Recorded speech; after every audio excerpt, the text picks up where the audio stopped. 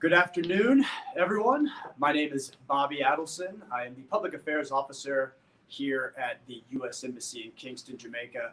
Thank you all for joining us today for what is a very special edition of Facebook Live with Ambassador Tapia, because it's our very last one. Sir, how are you doing? I'm doing fine. I'm doing very well. Thank you. So this is our very last, as I said, edition of Facebook Live with Ambassador Tapia. When are you actually returning to the States? I'll be leaving on Friday, the 8th, returning back to the U.S., back to Arizona. Okay, great. Well, for those of you who are watching at home, please submit questions on Facebook or submit questions on any of our other channels on Twitter, and we will pull them up on screen and read them. If you have comments, send those in too. We love to have comments. And let's kick it off with what has become the topic that you are most synonymous with here in Jamaica, and that's China writ large. The Chinese embassy has recently said that you were wrong and didn't have evidence, according to them, that China was listening in onto telephone conversations in the Caribbean. What are your thoughts on that? My thoughts are very straightforward. You wouldn't expect the Communist Chinese to say anything other than that, only that the fact is that the system is completely, Digicel is completely, basically 90% Huawei. The question was actually asked to the CEO of Digicel. Is the Communist Chinese listening in on my phone? I felt that they were. You would normally expect her to say, I have no knowledge to that, but she did not answer that way. She answered, we know. What does she know? We moved from that, but the thing is, she actually answered, we know. And there's other people in the room that can actually verify the statement that was made. So therefore, I will leave it up to the Jamaican people to take it forward. We also know that there was an article out of Britain, the Guardian. The Guardian. Yep. The Guardian is not a right leaning. It's a very sensationalized publication. They are the one that's actually published that the Communist Chinese has been listening in on millions of U.S. transmissions using Caribbean telecommunications. That is not coming from the ambassador here. Most of the information that is supplied that I mentioned is fact-checked. It's something that you can actually fact-check what I'm saying. So therefore, the Guardian actually made the comment that the Communist Chinese have been using the telecommunications in the Caribbean to spy on U.S. Millions, and not only one, but millions of U.S. citizens for information. So that's not coming from me. So I stand by my statement, and I would be more than happy to tell to reach out to the Communist Chinese and tell them that I'm more than happy to take a polygraph test if they are willing to take a polygraph test along with me. So we can provide that. I have a feeling they're not going to take you up on that offer, sir. Let's put it this way. I'm not sure that they would, but I'm more than happy to even say to Digicel that if they will put on one of their executives that actually runs the operation, that I will take a polygraph test with Digicel. So I'll go either way. So I'm giving them options. Right. So on the similar topic of telecoms, you've talked a lot about Huawei and 5G and some of the dangers of working with Huawei. Is there anything in the works between the United States and Jamaica in terms of coming together on some sort of issue? Well, there's always, we're always talking about bilateral agreements and so forth. On the Huawei situation is that the Communist Chinese always want to tell you how great Huawei is, but the chip that they were actually using was a chip made in the United States. It was a U.S. chip for the Huawei system. Now, one of the things you got to look at here in Jamaica, and I'll say this to the Jamaican people, because this is not a shot across the line of Digicel, but they have applied for 2 additional licenses. I would ask Digicel, who paid for those licenses? That's something that I think that that's very interesting. It's actually who went and paid for the licenses that Digicel actually has requested. Right. Okay. We're going to go to some comments that we're getting in already and bring them up on screen. We also had some questions that came in before this that we'll get to in a little bit. For those of you that are asking questions related to visas and that type of thing, please hold those. We have our regular Ask the Consul Facebook Live that you can ask those questions at. So I'm going to pull up, let's see, Tracy Ann Hughes. Good morning, Mr. Tapia. Thank you for being the best USA ambassador to Jamaica. And I remember Tracy Ann, I think from a few weeks ago. Let's see. Tracy, you pick up your check later on this afternoon for saying those nice things about me. Thank you very much. I appreciate them. All right. Another one here we're bringing up. Linval Topey. Thank you, Mr. Tapia. Respect. Walk good. God bless you for helping Jamaica. All right. We have some others here that I have as well. I know you like these comments. You like to hear everything. All right. This was on Twitter at Cohen Rodrigo. Thanks for being here and for clarifications on matters concerning our country. You are sometimes controversial, but you did well compared to others who come here. Farewell, sir. Stay safe and stay positive. One love. Cohen Rodrigo. All right, Colin, let me just answer whenever you say controversial. One of the statements, yes, I'm not the typical ambassador that you see, but at the same time, controversy brings comments. Controversy makes you think. Controversy makes you talk about subjects, and these are some of the things that I think that need to happen. Now, there's one of the things that the Gleaner editorial said. You should stop listening to Ambassador Tapia. You should stop listening to him. Well, of course, I would expect them to say that because they've turned themselves into more of a tabloid than they are actually into a newspaper. Because it's sensationalization. If you look at the headlines that are always coming out. Right. One happened to be about the CMAA, and I believe you're probably going to hit me with a question on that. I will. On CMAA, it says that the Jamaican government has agreed to CMAA, and that is not actually factual until you read into the article that says that it is on review in the United States, which means when you go into a bilateral agreement, the Jamaican government will take a look at what we have proposed, and they will come back what they have proposed. And then it goes to Washington again for the attorneys and everybody to look it over. It's in for review. We're hoping that it'll come back in the next 6 weeks. Then it will come back to the Jamaican government. At which time, then, if they agree, then an MOU will be signed. But they have not agreed to it. They have stated their position in concerning the MOU or the CMAA. So we're working towards an agreement, but we still have a ways to go. Right, but sensationalism headlines, and don't always look at the headlines. Look at the contents because there's a lot of people that like sensationalism headlines. Got it. So again, folks, please send in your questions, and Ambassador Tapia will answer them live right now. We've got a comment that I'm a little bit biased towards. This is from my mom. She says, "Hi, Bobby." Hi, Mom. And she says, "Best wishes to you, Ambassador Tapia." All right. Let's go back to some of the questions that I have. When you were asked to name your top Jamaican personality, you said Minister Audley Shaw. Why Minister Shaw? And who are some of the other personalities that you've come to know and love in Jamaica that you want to bring up here today?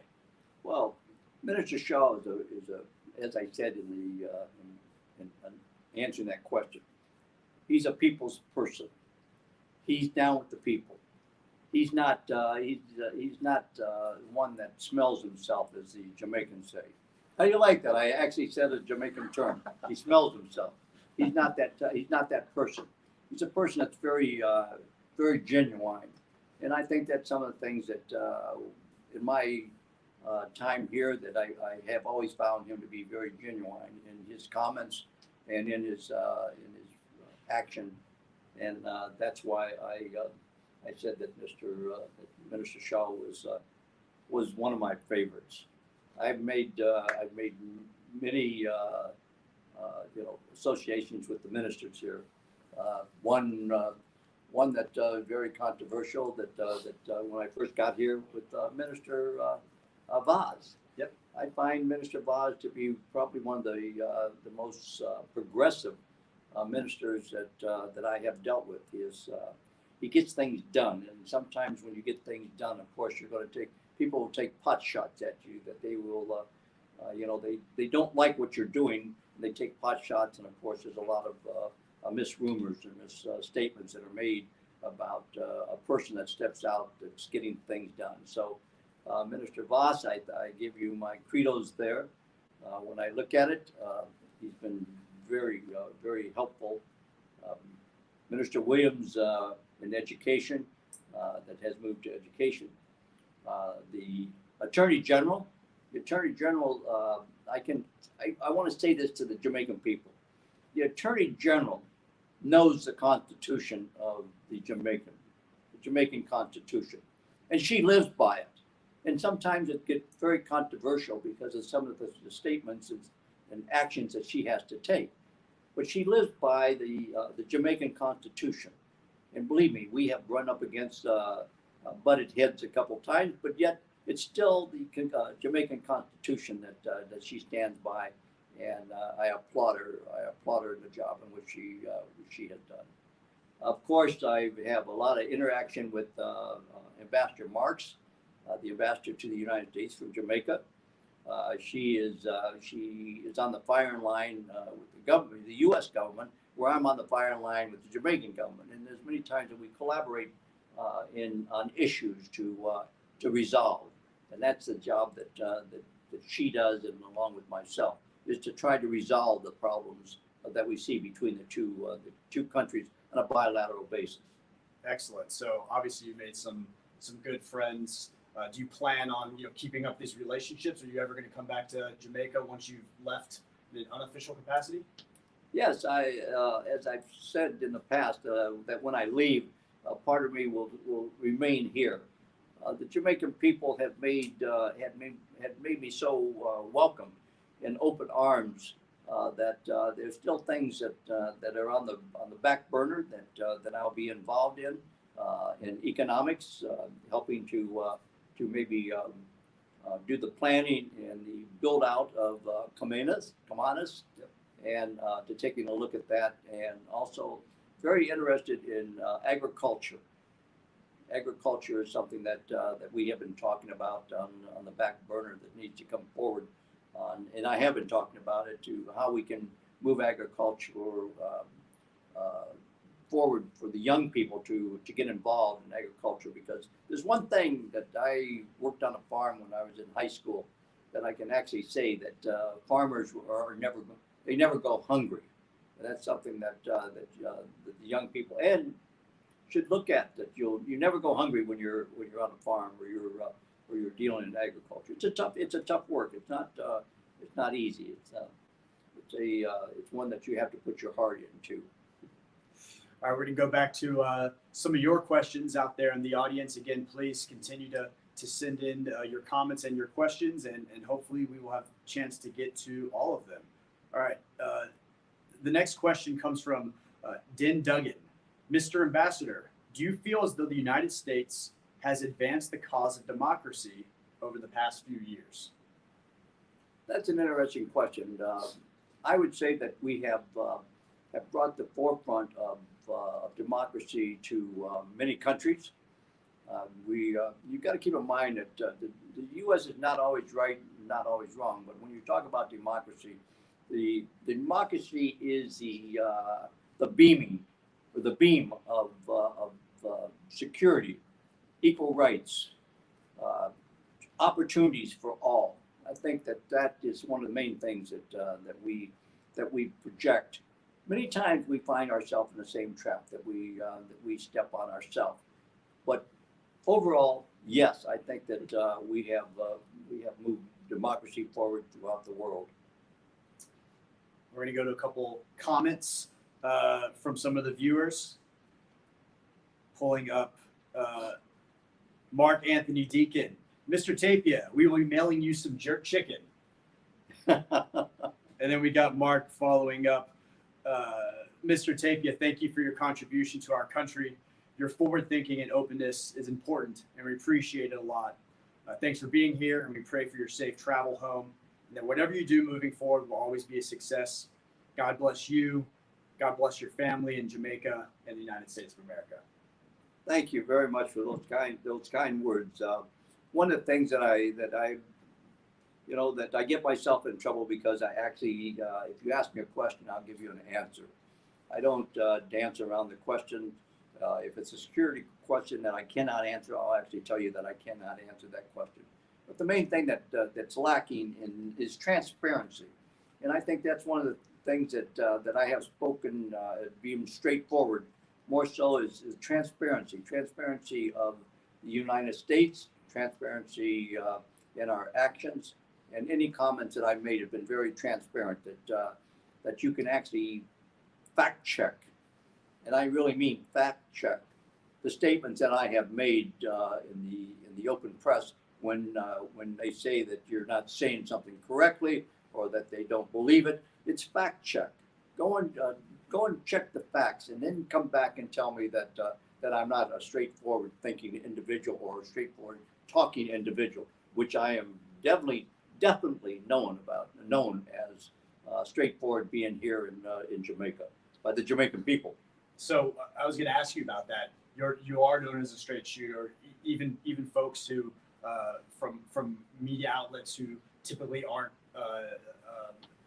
easygoing with you, they still say they appreciate that you tell it like it is. Do you think there's any advantage as a political appointee that you were to being able to talk straight and talk direct, as opposed to someone like myself who might be a career person? Yes, there's. Keep in mind, I'm not applying for another job. So the thing is that when you are a political appointment, your time is to serve your country and the people of and the American people the best that you can. Where on the flip side of it, if you are a career appointment, or because you actually become a career appointment, yep, is the fact is that you're looking for your next job, and many times that and I say many times that people are looking for the next job, so you don't want to rock the boat, because you want to get that job or that promotion and so forth. Right. But I can actually say to the Jamaican people, the people here at the embassy are probably some of the most professional people, and I truly mean professional people that I have ever worked with or have ever hired. And believe me, I truly appreciate the support that they give to the United States, because each one of them has uprooted their families and so forth to actually support the United States and Jamaica, because it's a two-way street for them. But at the same time, they have actually sacrificed to their lives and their family to travel the world and in behalf of the United States. Absolutely. I expect you to say that. Yes, of course. I'm going to go to a couple more comments that we got in previously. The first one is from Dion DeCosta. He says, Happy New Year, Mr. T. One love, and big up yourself, me boss. I didn't do the accent justice. We've got Betty Simpson. Thank you, sir, for your service in my country. All the best on your new journey. Johnson Rose says, thank you, sir. Happy New Year. Don't be a stranger. God bless. So those are just some of the comments that are coming in. Well, I'm glad they're not reading the Observer. We're going to go back to another question. It happens to come in again from Mark. And again, for those of you who are watching, please send in your questions. We want to get questions. Comments are great, but we want to have some questions. But Mark again says, what do you like about Jamaica or Jamaicans that you will take back with you to America? Well, as I keep going back to the fact that the best thing that you can take back to America is how you've been received in the people. The people are very humble. They're very they open their arms are open to Americans and also to all foreigners that I have seen so far. That they that's what I'll take back, and that's one of the things that I'll talk about a lot is that the Jamaican people. I thank you for the opportunity to be here and to serve my country here in Jamaica, because you have made it so easy for me to be accepted within your communities and within your churches, within your schools that I have visited. So I will take back the fact that Jamaica is a country of a democratic country that loves freedom. They love themselves. They're happy, and they're very receptive to receiving you as a visitor to their country. Absolutely. Another question. This one comes from Robert March. Will you be investing monetarily in Jamaica when you return to the U.S.? I guess as a private citizen. Well, there's a little bit of restriction that they actually put on you as a government employee, which I am. Even if I'm a political appointment, I'm still a government employee. That they put certain restrictions on you because of the fact that you are here on the island or here in Jamaica. You see a lot of opportunities that you'd like to invest in, but you have a time frame that they restrict you from. But I do have quite a few investors that I have engaged with that are very interested in Jamaica. Fantastic. Look forward to seeing how those play out. We're going to pull up another comment that we have in. Carol Miller McDonald. Sir Tapia, I'm crying. I don't want you to go. Enough blessings to you. Me love you bad. Wow. Thank you again. And believe me, maybe when I get on the plane on Friday, I'll be crying. So we'll see. All right. The next comment, ZZ Palmer Lewis, Mr. Ambassador, I must admit, I've never heard of you prior to these past few days, but so far all I've seen and heard are positives about you. Take care and God's blessings on your new venture. All right. Let me pull up one. Oh, let's pull up this one. Back to Linval. What is your favorite parish that you visited, or what are some of your favorite parts of Jamaica that you've visited? You know, that's actually a leading question. Sure. But I answered, and the only time basically you might say that I might be a diplomat. The only time that I answer that question is wherever I am in Jamaica. That's where my special place is. So. I guess maybe as I in my tenure here that I've got a little diplomatically trained, you might say, to answer questions such as that. But truly, wherever I am in Jamaica, I engage in. You have such a beautiful country, a country that is known for your hospitality and known for the openness, and so that's what makes it hard to actually pinpoint a area in Jamaica to say this is my favorite place. Every place that I have been in the 14 parishes that I have visited, and actually have met people in each one of the parishes that wherever I'm at in Jamaica, because it's just you've got a wonderful, beautiful country. I agree fully with that. We're going to do another comment that's going to lead into a question I have for you. Marva Duhaney says, good day, Mr. Tapia. Thank you for being the U.S. ambassador for our country. I've admired your work since you were here. Sad to see you leave. I hope that you are now in good health. So you were actually gone for a little bit back in the States. And when you came back, you became a viral sensation. Can you tell us about the video that made you so famous? And why were you reading The Gleaner? I was reading the comic strips. That's the best thing that I read in the Gleaner every morning. That's the first page that I try to go to is the comic strips, because I like a couple of the ones that I follow. Dagwood and Beetle Bailey. So those are the two that I do like. So that's basically I was reading the comic strips when I made the turn to say I'm back. So that's why I was reading the Gleaner.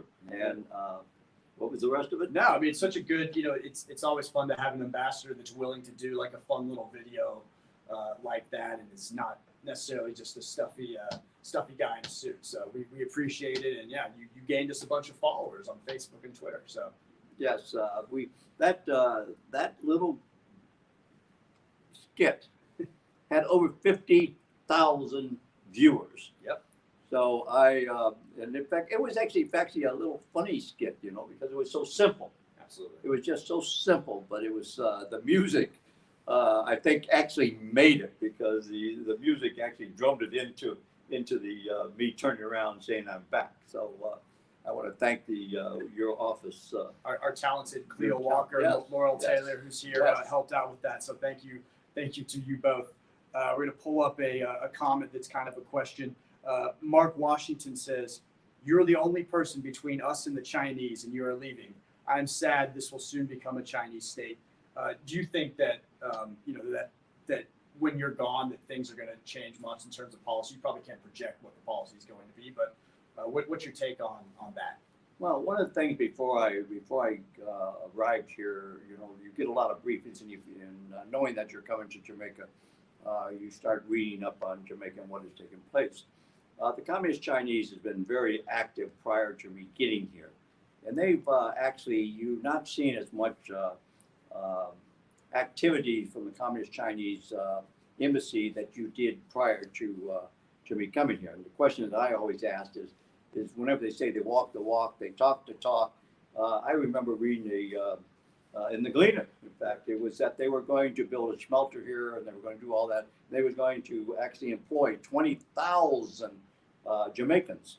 Well, all I saw when I got here is they shut down the bauxite, and they laid off about 800 Jamaicans. So, and then when I looked at the highways here, that they talk about how beautiful they are, that's exactly right. They are. They're great. I ride on them.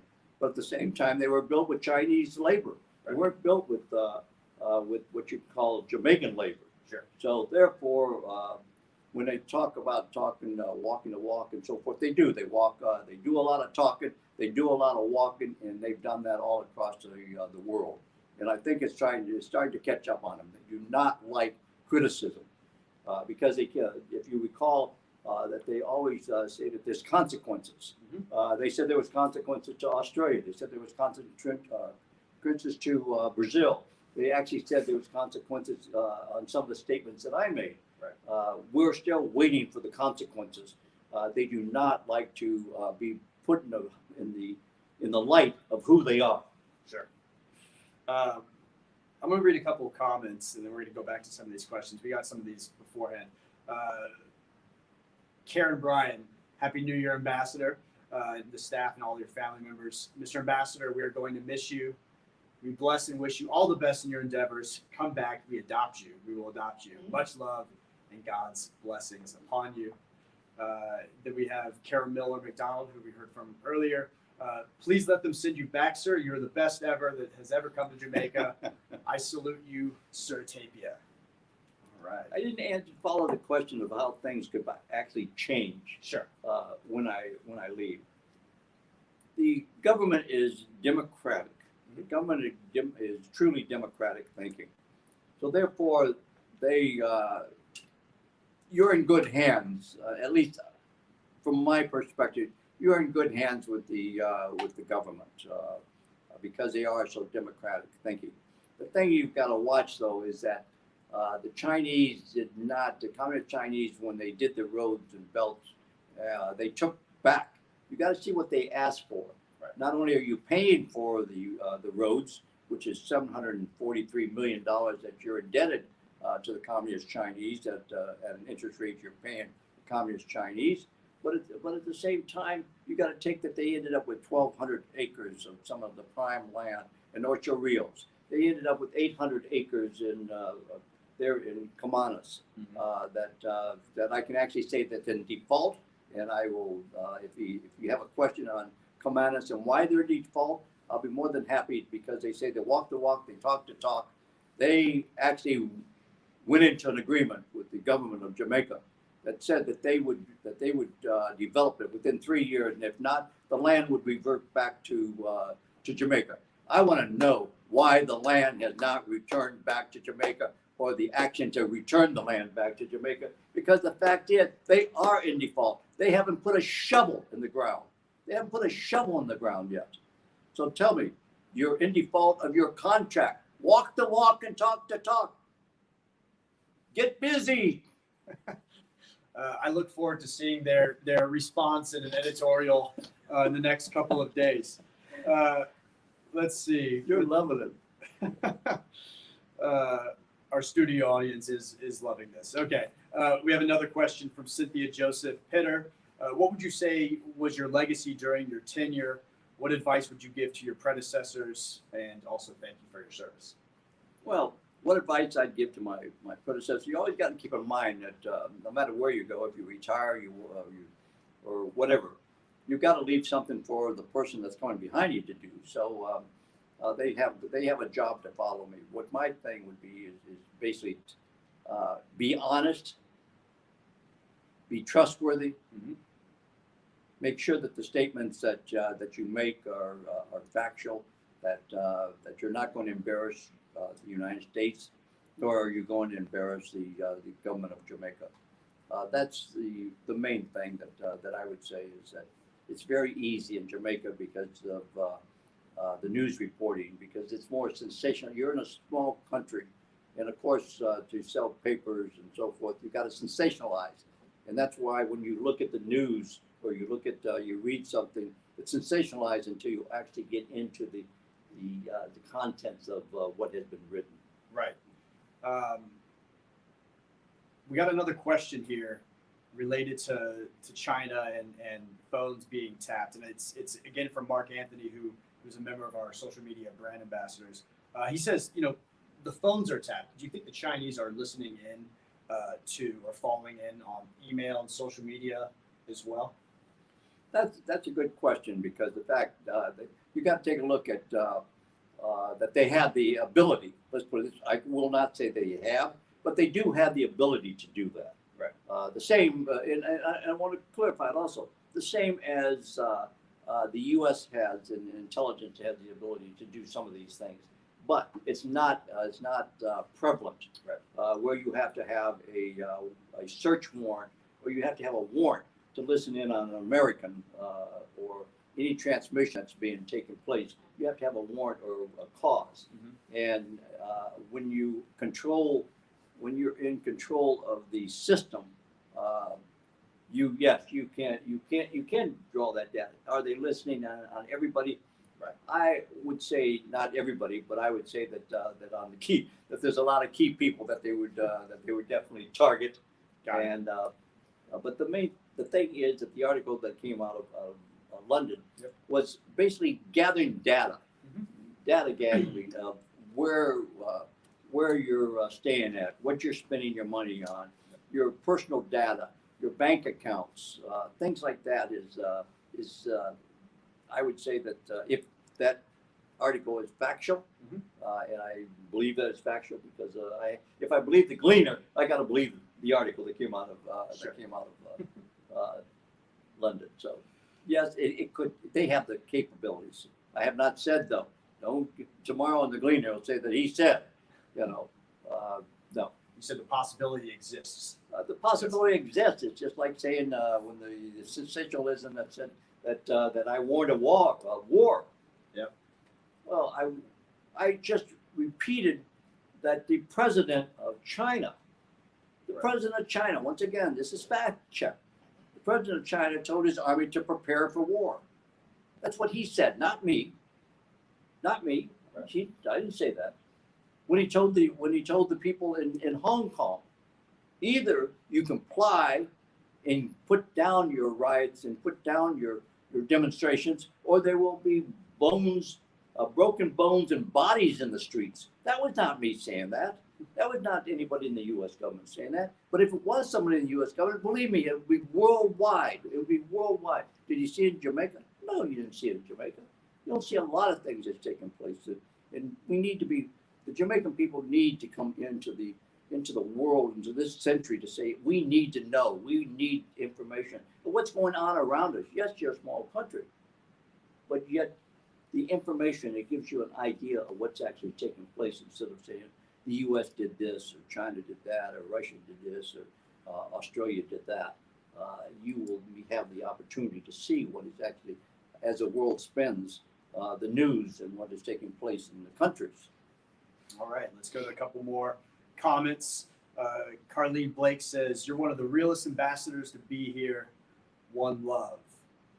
All right, we've got Jelen Facey. Mr. Tapia, thank you so much for your service. Love and blessings to you. And you mentioned, some of the media outlets, but perhaps your favorite journalist is someone who you're going to be getting an interview with this afternoon at 5:25. Cliff Hughes, Nationwide Radio. For those of you who are here in Jamaica, you could tune in at 5:25. What is it about speaking with folks like Cliff, who we know can ask some tough questions, and outlets like the Gleaner? I mean, you gave a full hour-long interview to the Gleaner. What is it about talking with those journalists who you feel like you don't always see eye to eye with that is interesting to you? Why go to your friend Cliff for your very last interview? Well, my friend Cliff. I like the way he frames it. My friend Cliff. I'm a diplomat. I know you're a diplomat. Cliff Hughes is very straightforward. Very he can knock you, but at the same time he gives you the opportunity to respond to what he has to say. And of course, when they're in the paper, you don't have that opportunity to respond, because the fact is, they always say, don't get in a fight with a person that buys their ink in the barrel, So, because they can actually run editorials. I've been reading the editorials in the last couple of days, and I would think that I was a bad guy, and reading them that the same as war. That he said something about, we need to declare war. We need to be peaceful. The Chinese come out and says, well, we should be now for healing. Healing? You're the one that made the statement. I didn't make the statement. The United States didn't make the statement. A free world didn't make the statement. A totalitarian, your president, made the statement. So if you have any healing, I think maybe that you should be sending something back to Beijing, telling them that you need to be healing. But at the same time, keep in mind that as a journalist, that just happened in the last 2 weeks, that made a comment about the hospitals being overrun with COVID-19 and Wahoo, and he was put in jail. He was put in jail because he wrote that. So I guess I get very confused on this, what they want the world to perceive China as, than what they really are in the action that they've taken. You can turn around and look at the 1 million plus Muslims that they have in northern China. A Muslim, 1 million Muslims. And they're saying that they are re-educating the Muslims. But at the same time, we would call it a concentration camp versus a re-education. 1 million Muslims right now are in these camps in northern China. Fact check it. Fact check it. He's telling everyone out there to fact check it. I have a feeling that Mr. Hughes might be asking you some information about that later on this afternoon. We're coming close to an end here, so I'm going to pull up a couple comments. I'm going to see if we have any more questions. So we've got Donna Douglas West. She says, "Well done, sir, for your interactions with us. We appreciate it." Nicola Smith Pearson says, "Respect due to you, boss." Jacqueline Powell. He is very friendly. There you go. We love seeing all these comments. Rohan Robinson, God bless and walk good. Nicola Smith Pearson, Godspeed. So we've got so many comments coming in from everyone that has known you or come to know you for your past tenure here in Jamaica. From a personal level, sir, it's been a pleasure serving with you or serving under you as your public affairs officer. I can speak on behalf of the entire embassy that we appreciate your transparency, we appreciate your frankness, and we appreciate that you really, really care about your job. And even when you're back home in Arizona, I was getting emails and WhatsApp messages from you we knew that you're paying attention to the news. You know, we knew that you were willing to come on and do our Facebook Live with us here. So again, on behalf of the embassy, thank you so much for your time here in Jamaica. You know, good luck when you go back. I hope you have a fun time in Florida and in Arizona. So I'm going to give you the floor. This is your last chance talking to the Jamaican people. So what do you have to say? Right. Get some more. Little more. Well, you know that I was asked to say a Jamaican term, and Lickamore. And Lickamore, I want to say to the Jamaican people, I'm not saying Lickamore. I'm not saying bye, because I'll be back. And so there's a difference in saying Lickamore, that you're leaving and you're not returning. I look forward to returning to Jamaica and seeing you in a different capacity than which I am today. And I'm quite sure that I'll not be in the news, and that'll be a plus. So all the nice things that I have heard today, I take it that you're not reading the Gleaner, you're probably reading the Observer. So there's a difference in that are here. So with that said, thank you very much, Jamaica. Thank you very much, and a lot of love to each and every one of you. God bless you and stay safe. Well, thank you, sir. Thank you all for tuning in today. I hope everyone has a good afternoon, and please listen into Nationwide this afternoon at 5:20. You will be having your final interview. Bye.